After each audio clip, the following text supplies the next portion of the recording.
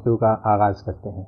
قبلہ السلام علیکم اور خوش آمدید۔ وعلیکم السلام۔ قبلہ آپ نے غسل میت کا طریقہ بھی بتایا، یہ بھی بتایا کہ 3 غسل انجام دینے ہیں۔ فرض کرتے ہیں مسئلہ یہ ہے کہ ہم نے ایک میت کو غسل دیا، غسل دے چکنے کے بعد دفن کرنے سے پہلے ہمیں شک ہو رہا ہے کہ شاید ہم نے کوئی غسل غلط انجام دیا، اس شک کی ہم کس قدر اعتنا کریں گے؟ غسل دینے کے بعد اور فارغ ہونے کے بعد، ہاں جی فارغ ہو چکے ہیں، فارغ ہونے کے بعد اس سے پہلے ہم بارہا یہ عرض کر چکے ہیں، کسی بھی عمل سے فارغ ہونے کے بعد اگر آپ کو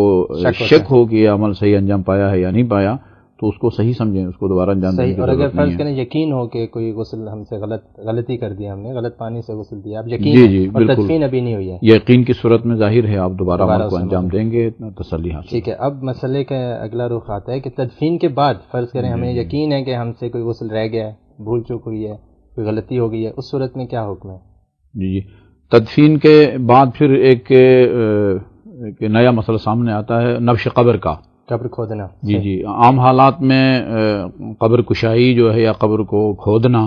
عام حالات میں اور اصولی طور پر جائز نہیں ہے، حرام ہے، نبش قبر حرام ہے۔ وہ چند صورتیں ہیں جن میں نبش قبر کی یا قبر کی کھدائی کی اجازت دی گئی ہے، ان میں سے ایک یہی ہے کہ انسان کو یقین ہو کہ اس کو غلط طریقے سے یعنی سرے سے غسل ہی نہیں دیا گیا۔ کئی صورتیں بن سکتی ہیں، یا سرے سے غسل ہی نہیں دیا گیا، دانستہ طور پر نہیں دیا گیا، یا بھول چوک سے غلطی سے یہ غسل رہ گیا ہے، یا غسل تو دیا گیا تھا مگر جی ہاں بعض دیے گئے ہیں بعض نہیں دیے گئے، یا سارے غلط دیے گئے ہیں، یا بعض صحیح دیے گئے ہیں اور بعض غلط دیے گئے ہیں۔ ظاہر ہے تینوں غسل صحیح دیے جانے چاہیے، اور اگر سب غسل نہیں دیے یا بعض دیے گئے ہیں اور بعض نہیں دیے گئے، یا بعض صحیح دیے گئے ہیں اور بعض غلط دیے گئے ہیں، ایسی صورت میں وہ اگر اس بات کا خوف نہ ہو کہ میت کو دوبارہ نکالنے کی صورت میں اس کو جسم کو کوئی نقصان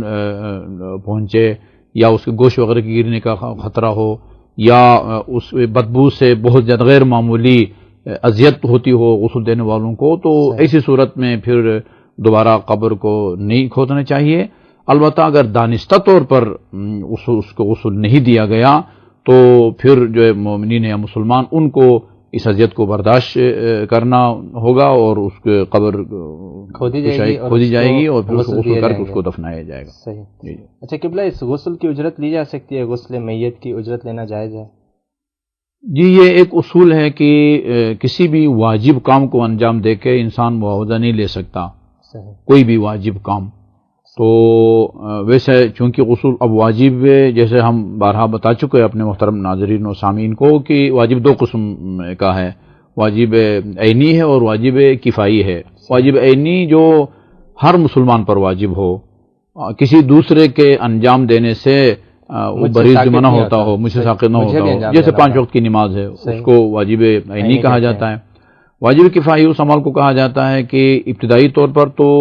سب مسلمانوں پر فرض ہو، لیکن اگر چند ایک مسلمان اس کو واجب کو انجام دے دیں وہ باقی مسلمانوں پر پھر واجب ساقط ہو جاتا ہے، وہ واجب نہیں رہتا۔ میت کا یہ غسل، تجہیز و تکفین یہ واجب کفائی ہے، ابتدائی طور پر سب پر فرض ہے۔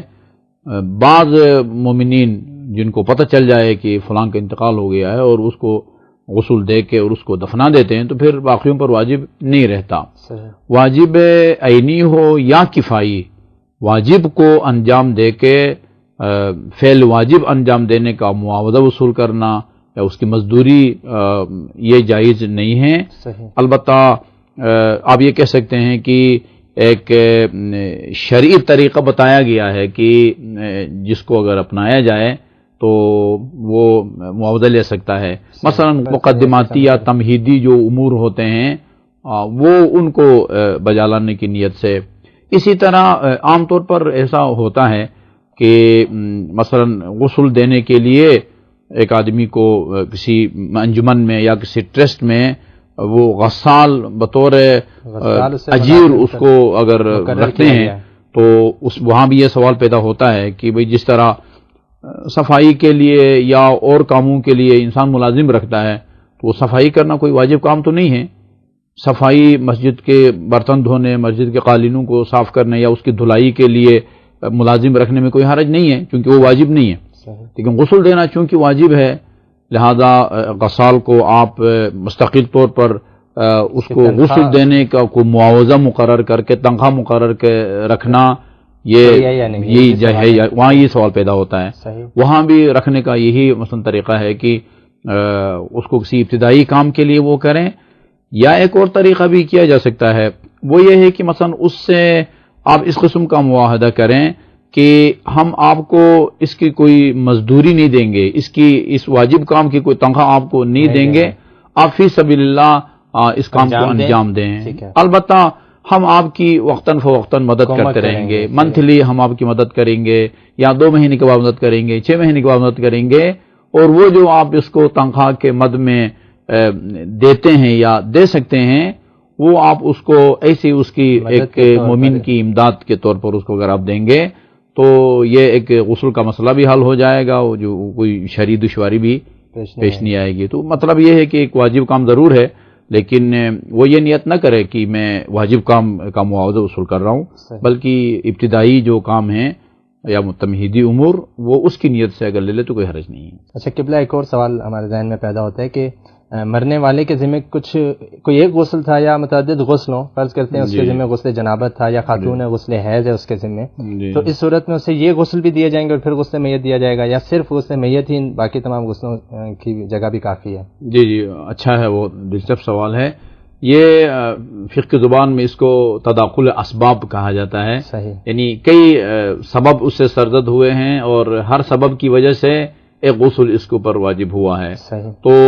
بعض صورتیں ایسی ہیں کہ جہاں ایک ہی غسل کے نتیجے میں باقی غسل جو اس کے ذمے ہیں وہ بھی ادا ہو جاتے ہیں۔ ان میں سے ایک یہ بھی ہے، ایک آدمی کے ذمے خدا نخواستہ غسل جنابت ہو، یا خاتون ہے تو وہ غسل حیض ہو، یا ایک اور مثال بھی ہم فرض کر سکتے ہیں کہ ایک آدمی کہ جس نے کسی میت کو غسل دیا ہے جس کی وجہ سے اس کے ذمے غسل مس میت ہے، اور اس کے ساتھ ہی اس کا بھی انتقال ہو جاتا ہے، صدمہ برداشت نہیں کر سکا مرحوم کا اور یہ خود بھی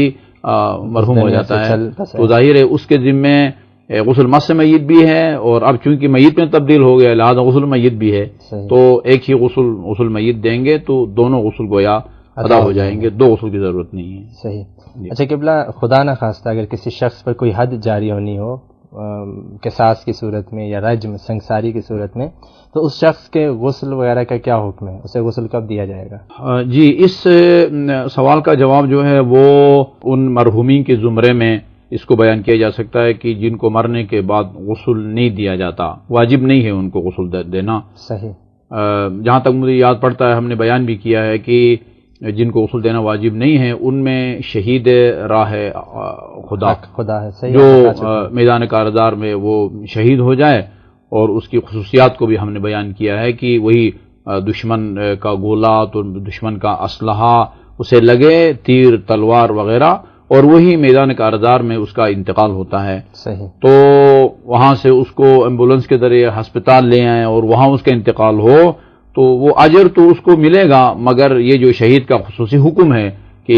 اس کو غسل نہیں دیا جائے گا، کیونکہ روایت کا متن ہے شہید لا یغسل ولا یکفن، شہید کو نہ غسل دیا جاتا ہے نہ اس کو کفن دیا جاتا ہے، جو خون آلود کپڑے اس کے جسم پہ ہوتے ہیں انہی میں اس کو دفنا دیا جاتا ہے۔ تو ایک تو شہید ہے جس کو غسل نہیں دیا جاتا، البتہ اس کا یہ غلط فہمی نہ ہو بعض ناظرین محترم کو کہ روایات کے اندر بعض دوسرے مرحومین کو بھی شہید کہا گیا ہے، لیکن ان کا یہ حکم نہیں ہے، یہ حکم صرف اس مقتول کے ساتھ مخصوص ہے جو کسی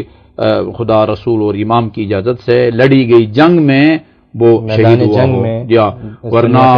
جو غرق ہو کے مرتا ہے یا دیوار کے نیچے آ کے مرتا ہے، یا جو حب آل محمد میں جو حب آل محمد ماتا حب آل محمد ماتا شہیدہ، وہ تفسیری روایت ہم نے بیان کی تھی، یا مثلا جو خاتون ولادت کے دوران وہ ڈیلیوری کے دوران جس کا انتقال ہو اس کے لیے بھی کہا گیا ہے کہ وہ